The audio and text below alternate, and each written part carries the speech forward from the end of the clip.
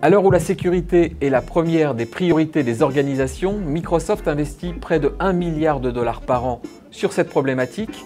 Alors comment faire de la sécurité un levier de transformation digitale? On en parle tout de suite avec Bernard Ourganlian. Bernard Ourganlian est le directeur technique et sécurité de Microsoft France. Alors la première question, elle est toute simple, c'est quelles sont les solutions de Microsoft dans ce nouveau contexte de sécurité? Alors derrière la transformation numérique des entreprises, il y a aussi une ouverture de plus en plus grande du système d'information vers l'extérieur. Pour qu'un système d'information soit utile, il doit être ouvert vers ses clients, vers ses partenaires, etc. Donc on ne peut plus concevoir un système d'information comme un château médiéval dans lequel on avait les bons à l'intérieur, les méchants à l'extérieur. Quand il y avait l'ennemi qui se présentait, il suffisait de lever le pont-levis. Une telle approche ne peut plus fonctionner. Donc cette approche dans laquelle le périmètre du système d'information ne fait plus grand sens, à l'exception peut-être de l'identité, et c'est un sujet dont on reviendra, c'est de ne plus se focaliser uniquement sur la protection comme ça avait été le cas jusqu'à un passé très récent, où en gros on protège, on empêche les saletés de rentrer dans le système d'information. Là, on part du principe que tôt ou tard, les saletés en question rentreront. Donc ce qui est crucial, en dehors de la dimension de protection, qui reste toujours, c'est aussi de savoir détecter quand, justement, une de ces saletés est rentrée, de telle façon que, l'ayant détecté, on puisse répondre très vite et essayer de préserver ce qui doit l'être.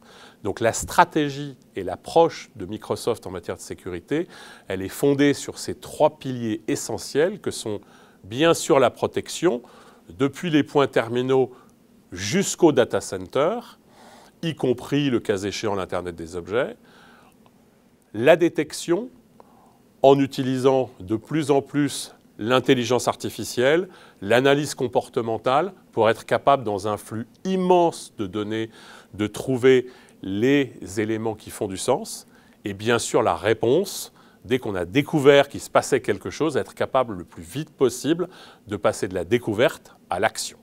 Quelles sont les solutions de Microsoft dans ce nouveau contexte de sécurité? Alors la vision que l'on a en matière de sécurité, c'est de concevoir la plateforme, qu'elle soit dans les entreprises ou dans le cloud, avec la sécurité partie prenante de cette plateforme. Parmi les éléments fondamentaux, on va en lister 4 essentiels. Le premier, c'est la gestion des identités et la gestion des accès. On a parlé tout à l'heure du fait que l'identité était peut-être la dernière frontière, le dernier périmètre du système d'information. Est-ce que je suis identifié correctement? Quelle est la qualité de mon identité? Et en fonction de cette qualité d'identité, est-ce que j'ai le droit de rentrer dans le système d'information et d'y accéder à telle ou telle information? Donc on parle beaucoup d'une capacité finalement d'évaluer dynamiquement la qualité de cette identité, le contexte d'accès, pour autoriser ou pas l'accès à une information sensible. Donc ça, c'est le premier élément.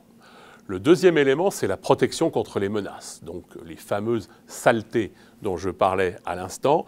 L'idée, bien sûr, c'est d'utiliser de plus en plus des dispositifs d'intelligence artificielle, de machine learning, où on va apprendre du comportement du système, à la fois comportement de l'utilisateur, les applications qu'il utilise, dans quel contexte, pour faire quoi, pour détecter si effectivement de nouvelles menaces sont en train de poindre à la frontière du système d'information et sont en train de chercher à rentrer à l'intérieur du système d'information. Donc la protection des menaces, elle va concerner aussi bien les identités, dont on a parlé tout à l'heure de l'importance, mais également l'ensemble des points terminaux, où on va avoir effectivement la possibilité de protéger n'importe quel PC, tablette, téléphone, contre des menaces qui viennent du monde extérieur.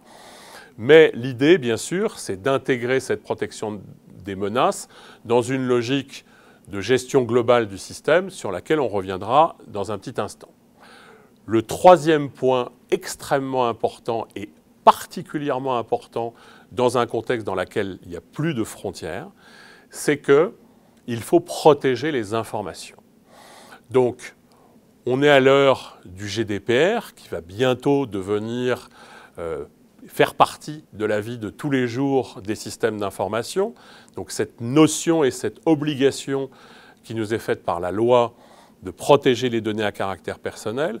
Donc il est absolument crucial à la fois de protéger les données à caractère personnel, mais aussi les données qui ont beaucoup de sens pour le business de l'entreprise. Donc la protection de l'information, on va la fonder sur à la fois une capacité à classifier les informations. Toutes les informations n'ont pas la même importance, mais les informations qui sont vraiment des informations importantes, on va être en quelque sorte en capacité de les mettre au coffre, comme on fait à la banque. Donc les mettre au coffre, ça consiste tout simplement à pouvoir utiliser un système de gestion de droits numériques qui va permettre de chiffrer des données, d'apporter à ces données des règles d'usage et de faire en sorte que, par exemple, si on m'envoie un message dans ma messagerie, je sois ou non autorisé de le renvoyer à quelqu'un d'autre, ou j'en ai tout simplement pas la possibilité, ou encore d'imprimer un document, ou bien de faire du copier-coller depuis ce document. Donc ça, ce sont des fonctionnalités qui sont offertes, non pas simplement par du simple chiffrement, mais de la gestion de droits numériques qui va jusqu'au bout de cette histoire. Donc protection de l'information, élément très important.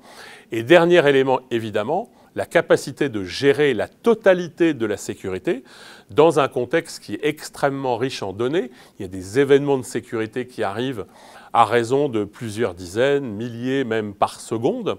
Donc être capable de donner du sens à toutes ces informations, ça nécessite à la fois d'avoir des outils qui vont permettre de consolider ces informations, mais aussi des outils qui vont permettre de rentrer dans les détails d'un incident de sécurité pour essayer d'en comprendre à la fois la nature, mais aussi en quelque sorte de rembobiner l'histoire pour savoir à partir de quand le premier problème qui a abouti à cet incident de sécurité a été créé. Et donc c'est le fameux security graph.